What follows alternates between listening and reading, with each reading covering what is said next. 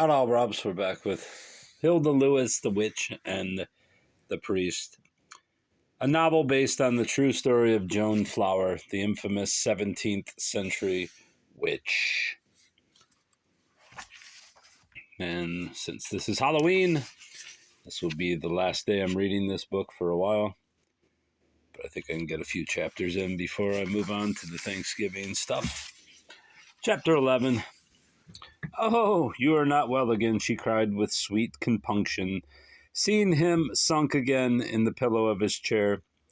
And though it was high summer, logs crackled in the hearth, and firelight shone through his fingers as he held them to the blaze. "I lingered overlong in the garden yesterday," he said, "but indeed," and he sighed, "I cannot be well until you are won for God." "Then you will never be well." Her face shone white and wicked between the tossed waves of her hair. He let the taunt go by. "So many things they said of you," he told her sadly, "and how to tell false from true I did not know, and do not know. Yet you judged me," she said, as she had said before. "Well, priest, what is it you desire to know?" "They said you blighted the standing corn, one day golden and thick in the ear, and the next," he spread empty hands. "I remember it." Her smile was mocking. "That was the year the little Lord died, the first little Lord. I had seen the corn as I walked in the funeral. Mild wed, useless. Mild wed, useless. We were hungry that winter." "Priest, did you go hungry?" The red came up into his pale cheeks. The hand spread upon his knees trembled a little. He had eaten less, certainly, but for all that he had not starved. She said, with that sudden sweetness of hers, "There was many a one fed from your kitchens. Though you did not go hungry, yet you shared." "I could have shared more," he beat upon his breast. "A hard, hard winter. That was the year the Simpsons were ruined. They had to leave the farm. Tom hired himself out at the castle." "Yes," she said, all soft spite. "The Lord gave him a house, not so good as mine, a hovel. But they were glad enough to get it, he and that fine mother of his." He looked at her. "Did you bewitch their crops and their orchards and their beasts?" "Do you think I could?" He spread his hand. "I know not what to think. He had cast off my daughter. I paid him for that. But had his harvest failed and his beast died and I done nothing, still I should have borne the blame. Your will was bad towards them. It is hard to judge the power of a wicked will." They were silent, both of them. He lifted his head at last. "They say you ran about the countryside in the shape of an animal, a hare or a dog or a cat. Do you believe I could? I have read in books such things, it seems, can happen, yet reason rejects it." He lifted a troubled face. "But who am I to pit my poor reason against the wisdom of learned men, both old and new? God forgive me, but I do believe it." "Then you are right. A small creature has its ear close to the ground. It hears more than the one that stands upright. And what is more, so little a creature may do much damage, and no one the wiser. But make no mistake, priest, it is no easy thing to go inside the skin of a small creature, a creature that is hunted. You are weak then, for you take upon yourself every danger that besets it. You never know if you will come home again." In the quiet room she began to sing in a low voice, very sweet and thin. "And I shall go into a hare, with sorrow and grief and muckle care, and I shall go in the devil's name. But when shall I come home again?" There was so haunting a sadness about her, it sent tears pricking in the old man's eyes. "Priest, priest, never weep for me," she said. "There is always the spell to return us again, if we have time to cast it. But there is not always time. There was the winter. They pelted me with stones. That was the winter the second child lay sick at the castle." "Yes," Samuel Fleming said, "yes," and was silent, remembering the grief and the horror when the sickness that had killed Henry struck at Francis. No comfort now in thinking soon he will mend. The end of this sickness they knew too well. Their hearts had been broken with pity for the child lying there, not knowing anyone and crying out wild with his fears.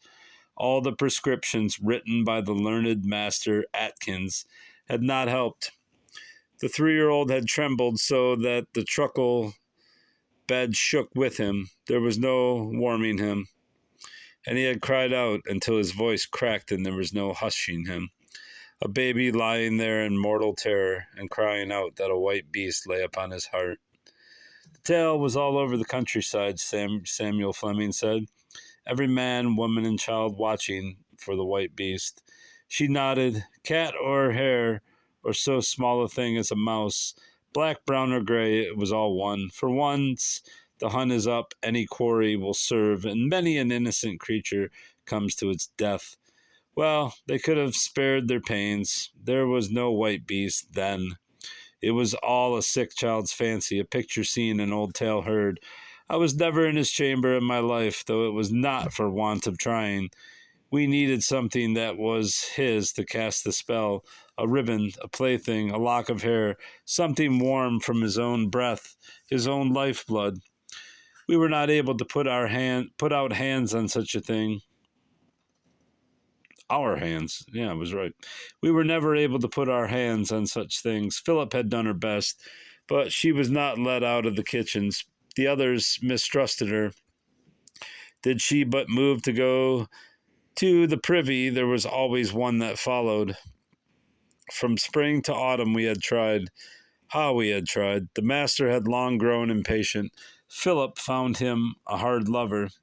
When the first snow came, I must go into a hare. I knew I must go into a hare. The child sickened before the snow. She nodded, but it was not our doing. It was fear working upon him and within him. Fear in the heart of his father, of his mother, and all those that stood about him. And most of all, fear in his own heart. He might have got well again. He might have died without our help. We could risk neither. And over and above his dying, there was the winning of his soul. The first child had slipped from the hand of the master. This soul we must win, and that was why I went into a hare. Why did you choose a hare and a white one, seeing that up at the castle and down in the village every eye watched for a white beast? I did not know it. Philip had not been down from the castle, and no one spoke to me. But though I knew nothing, still I did not want to be a hare. I was afraid. Life is a black burden to a small, weak creature, blacker still when it feels and thinks like a woman. I waited for the first snow. White against white is hard to see. I went carefully at first, but when I got beyond the village and there was no one about, I began to lillip and then to run. And then, because I was in part a hare, the thing I was about to do seemed, after all, not so very important. That, priest, is part of the risk one takes when one becomes a beast. The risk is not all from outside. Some of it comes from within oneself. You lose for the time some human part. You think, you act in the nature of the beast. So there I was, free of the world, and the snow all about me, crisp and clean. There is a smell to the snow wild creatures know. I began to circle for the joy of it, throwing up the snow with strong hind legs. But I was only half a hare. I had not the safety of being all animal, and so it was that I forgot the smell of man, and I did not remember it again until the rank odor came strong to my nose. It was Tom Simpson, all crazy with his wrongs. I froze. It was too late. Already his hands were on a stone. I turned and ran, and he came after, flinging his stones. A clumsy fool. By the master's grace, he missed each time. I lost what wits I had. I should have made for the woods. Instead, I doubled back to the village. The hunted creature makes for home. And as we ran, he pressing me hard, he cried out, "Witch! Witch!" And men and women came running from their houses. And even then I had gone free. But his mother, a pox upon her, ran out carrying a knife, and she flung it as I ran. It caught me upon the left hind leg so that I limped as I went, and there was blood upon the white ground.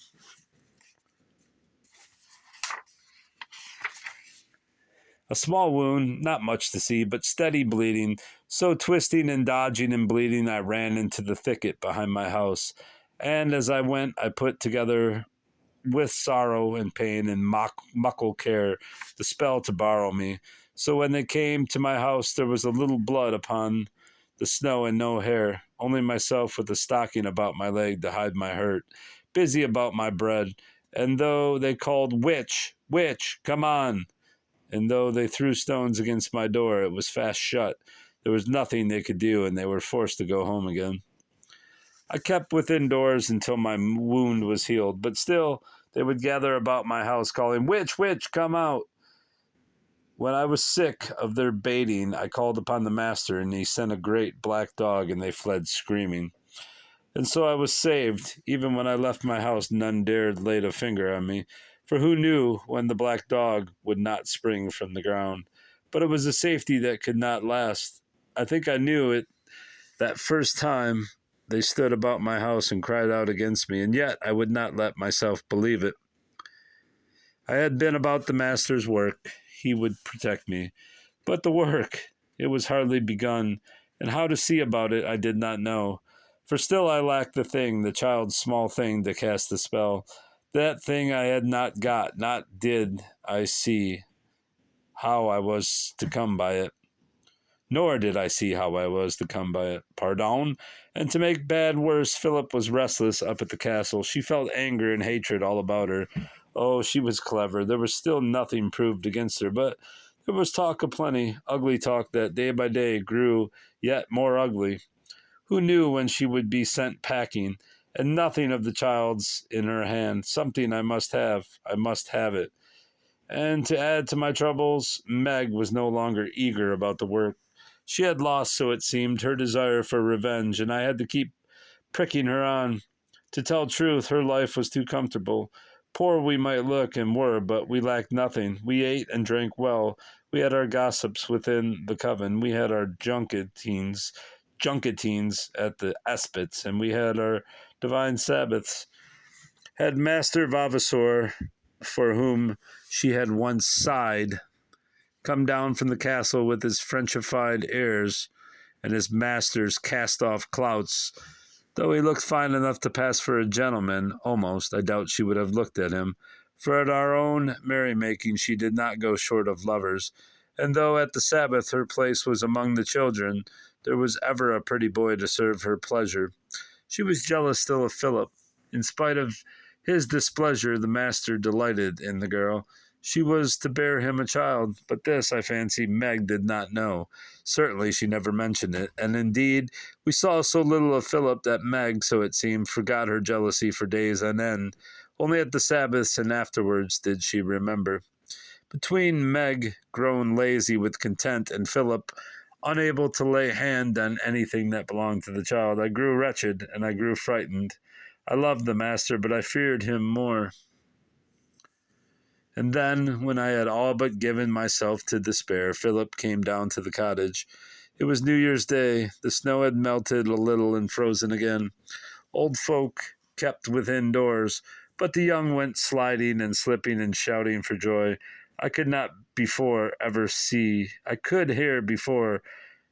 she reached the door her small, tuneless singing. It was a sound to warn her enemies.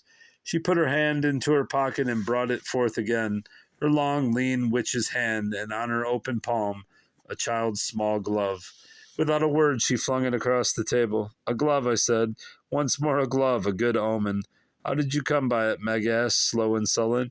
"Master Vavasor gave it me." Philip smiled her wicked smile. Meg's pale face flushed. When the color died, she was paler even than before. However little she desired her almost gentleman now, she was not minded for her sister to pick him up. "The man's in love with me," Philip said, careless. "I might have taken him once. He's a prettier man than poor Tom, but no man shall touch me now, nor any spirit, neither. I am for the master." She stretched her arms above her head, and her small breast lifted. Margaret sent her a glance of hatred, but Philip only laughed. "Let us not trouble our hearts about this. Vavasor, who is nothing to either of us. Here is the glove, and here is the time and place. We have waited long enough." Meg said very slowly, "The first little lord is dead. There should be pity." "Pity," Samuel Fleming repeated. "Does a witch know pity?" "We are human, priest," she told him very dryly. "We know pity, yes, and remorse too. For what is our remorse but a backsliding into goodness?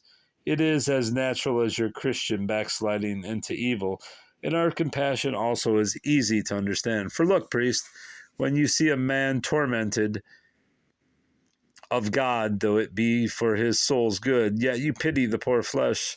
So it is sometimes with us. Meg was young. She knew how the first little Lord had died, the pain and the fear. It was a child she had known, a dear child, merry and kind.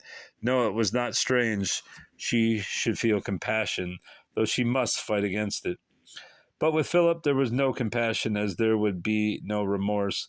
Come now, she said, we have dallied over long, and when still Meg made no move, cried out, will you wait until the next Sabbath and the master's anger, or do you expect him to be patient forever? At that I brought out the basin and filled it with water and set it upon the fire. This is your vengeance, Philip told Meg, spiteful still. It must be your blood. Meg would have refused had she dared. She feared to draw her blood, and indeed she could ill afford it, being white and slow, and besides, as I have said, her desire for vengeance was grown dim. Philip's lips smiled, but her eyes did not smile. If you will not, then I will. But he warned, but be warned, the master will not take it kindly of you.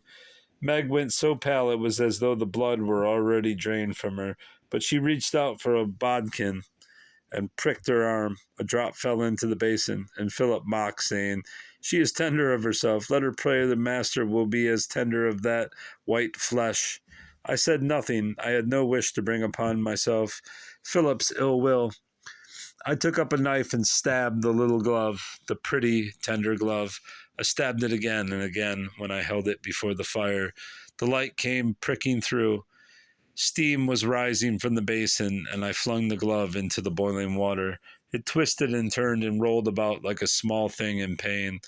A small thing in pain, a child, a little child, Samuel Fleming said low and slow. Joan Flower nodded, smiling. Meg stood and trembled. I saw her catch hold of the table. She leaned there, dumb, while together with Philip I said, first the words of power, the secret words, and then the spell. Glove shall go to earth below, from out this pot, there to rot. Little Lord, hear the word, brew thicken, lordling sicken, peak and die, and churchyard lie. It's a pretty rudimentary poem. And I called upon the familiar Rudderkin go upwards, but he crouched among the cinders and did not stir. The spell is hard to cast today, Philip said, and fixed unsmiling eyes upon her sister. She stood, head bent a little as though she listened. Hard, but not too hard. Suddenly she turned about and stretched her arm towards the basin. Her eyes were closed, and her voice came out strong and strange, as though some other, the master perhaps, used her as his mouthpiece. Glove defiled, destroy the child, choke breath till death, springtime sleet. His winding sheet, I call upon the devil's name, master, bring me not to shame. These guys are regular Edgar Allans. And when the voice that was not the voice of Philip had done speaking, Rudderkin, with no word from me, flew upwards through the chimney. Philip opened her eyes and looked about her as though she had come a long way. The spell is cast. The time is set, she said. She looked full at Meg. Nothing can alter it, not though you run blabbing. All you can do is bring yourself to the gallows. Meg licked her dry lips. I, she said, and again, I. And when she would have gone on speaking, Philip turned her back. Then I took up the shrunk and riddled thing that had been a child's gay glove, and we went out together to bury it. And as I went, I was shaken in spite of myself. It was the tender little child, priest. It is hard never to backslide into goodness. Now it was growing towards dusk, and time Philip should be moving, but she gave no sign. She sat there yawning delicately, as though sleep buttoned her eyes.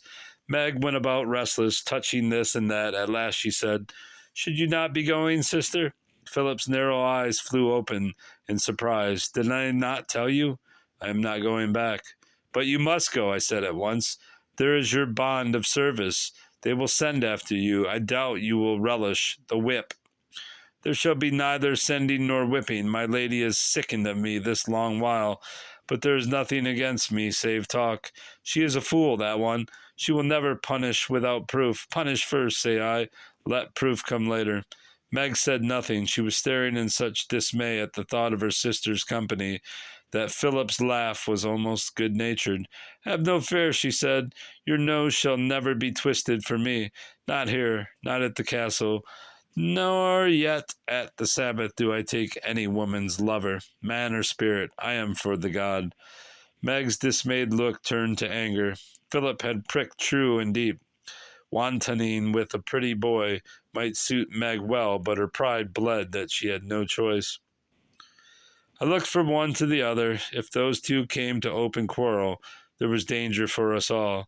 Philip must go back at once. It could not be for long. Soon enough my lady must see her condition, but long enough to give my dull Meg time to understand that things were on the change. You must go back at once, I said again. She looked as though to defy me, but I went on. Little Lord Francis is sturdier than his brother that is dead.